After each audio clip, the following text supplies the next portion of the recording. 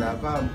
เกิดจากความวุ่นวายที่เราเห็นจากสถานการณ์บ้านเมืองเราต่างๆดูแล้วมันดูแล้วบางคนรู้บ่นประสาทจะกินแต่ผมแค่เปลี่ยนสักนิดนึงจากที่จะเอาเรื่องความวุ่นวายให้มันเป็นเรื่องเกี่ยวกับความรักความผิดหวังเหมือนคนเราเนี่ยที่คิดถึงกันแล้วเคยอยู่ด้วยกันแล้วต้องห่างกันแล้วมาคิดถึงกันคิดถึงมากจนประสาทมันจะกินก็เลยได้คอนเซปต์นี้ขึ้นมาว่าเอ้ยทำไม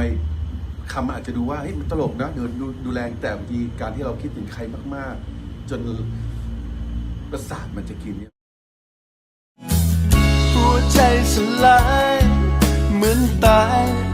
ทั้งที่หายใจต้องทำยังไงจะได้ลืมเธอไปไม่ต้องคิดสักที